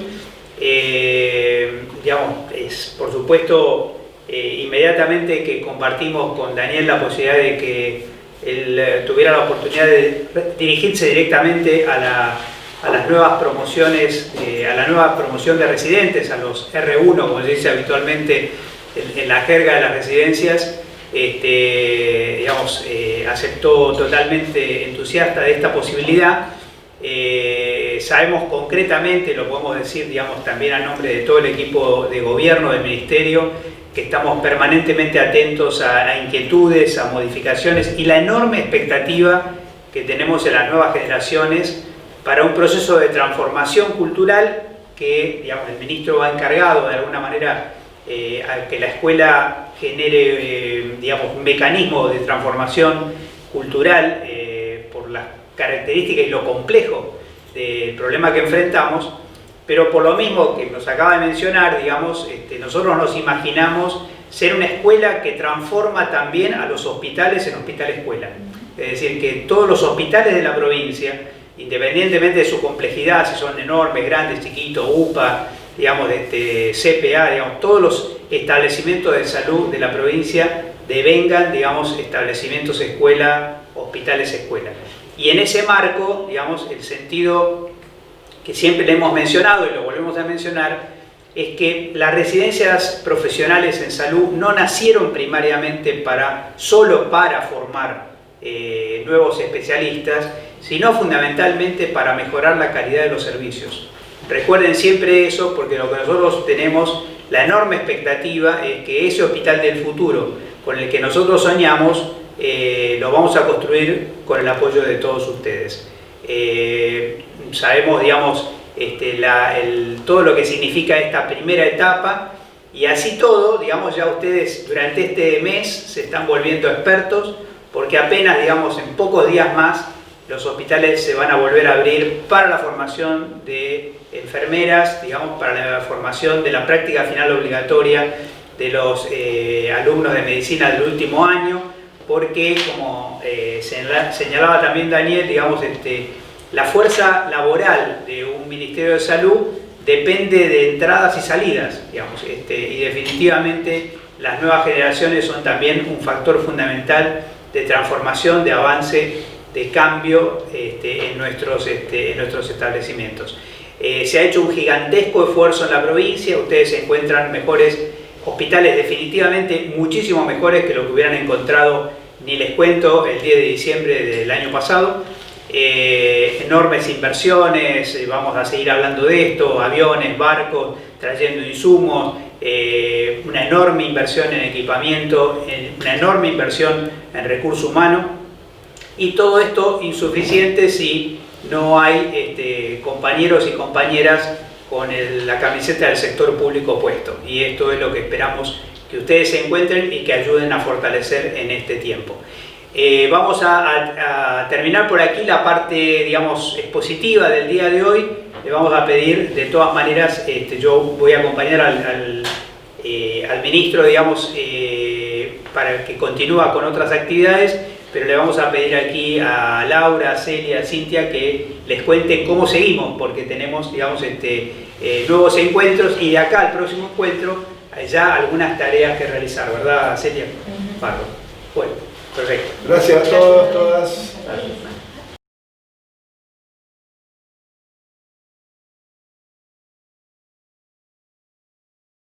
Bueno, retomamos brevemente desde aquí, estamos prácticamente a 15 minutos del cierre, digamos, pero primero queríamos agradecerle, tenemos una estadística de los compañeros que nos están acompañando en este momento, creo que Susana teníamos ese dato de la cantidad de personas,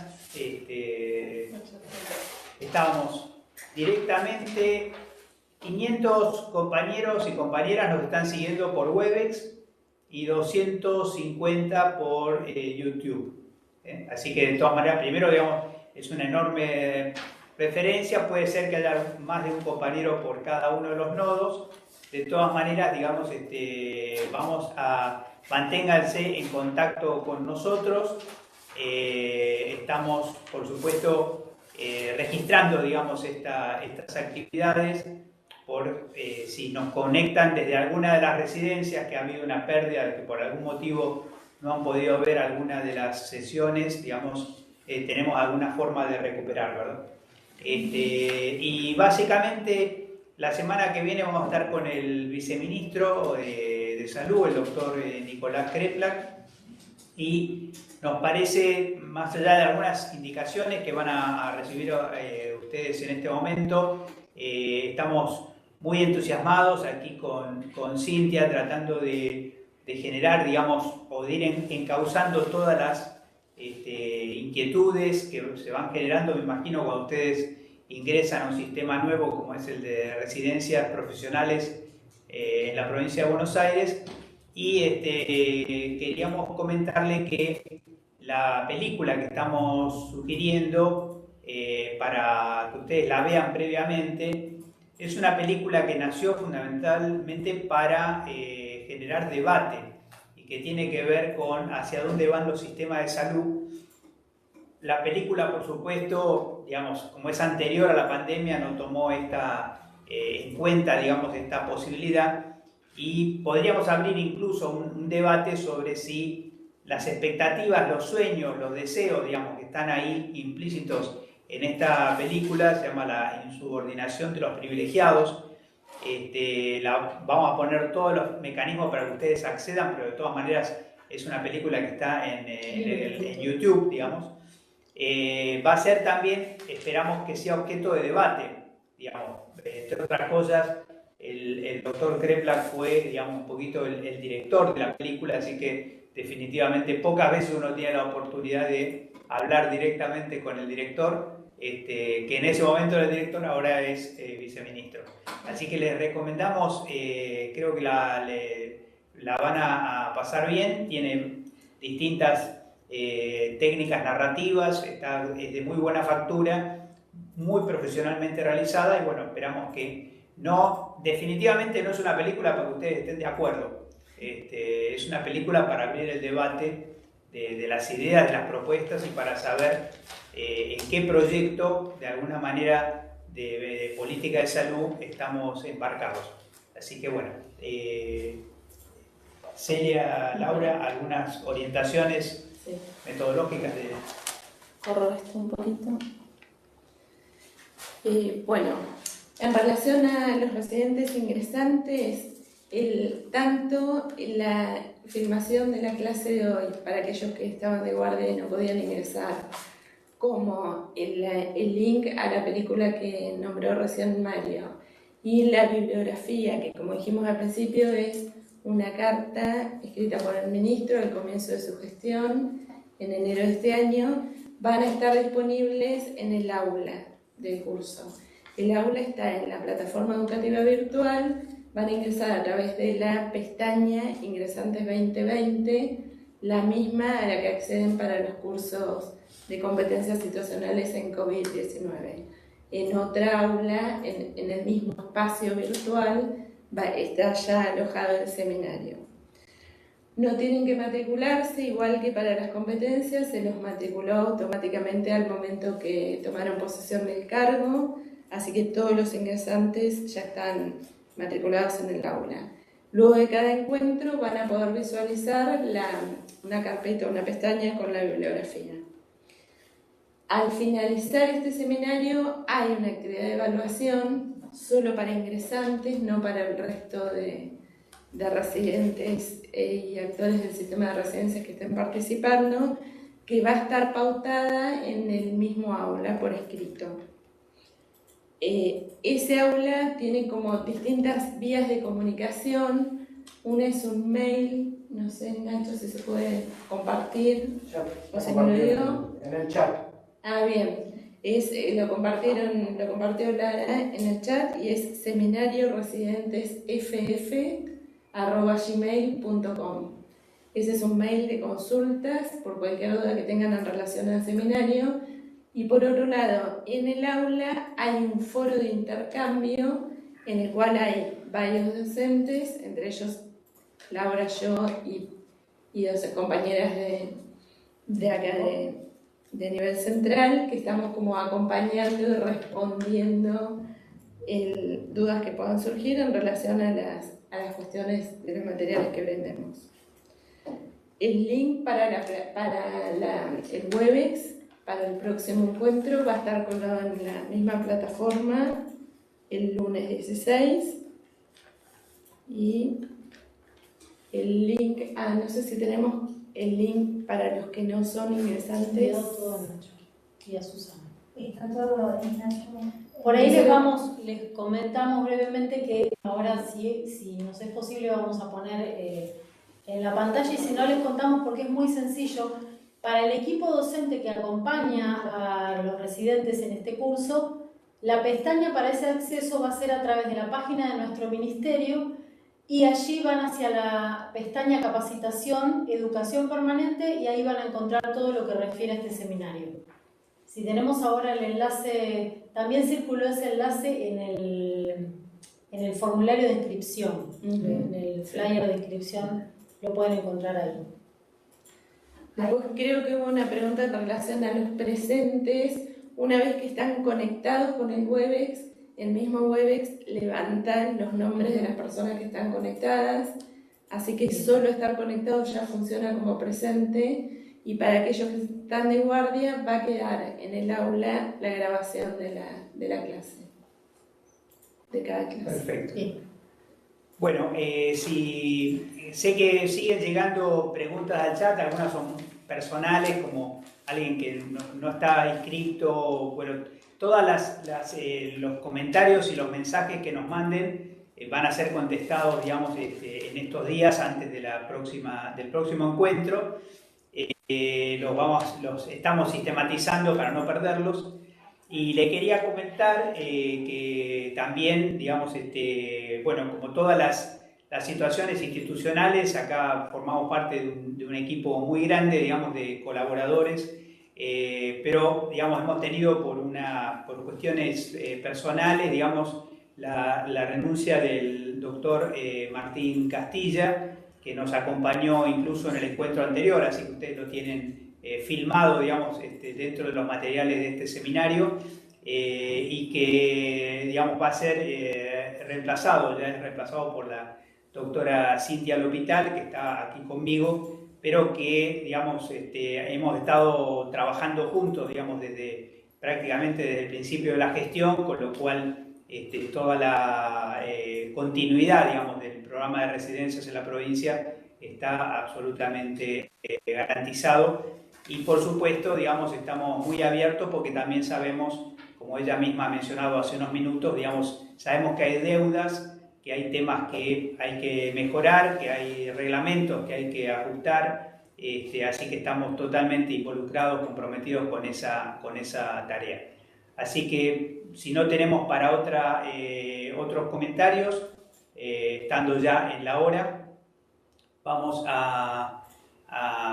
digamos, a cerrar por aquí, y quizá no quería dejar de hacer un un comentario de cierre importante, porque a lo mejor ustedes en algún momento van a ver un logo, digamos, que nosotros tenemos de la Escuela de Gobierno en Salud Floreal Ferrara. Estamos transmitiendo acá desde 4 y 51 de La Plata, que es un logo donde la escuela está con una cinta de luto, porque además de lo que le hemos comentado con el ministro en relación al tema de las cosas que ustedes pueden ver muy diferentes en este momento en los hospitales en los que están, también les va a llamar la atención, también van a sentir la presencia de algunos compañeros y compañeras que con esta tremenda pandemia han dejado su vida.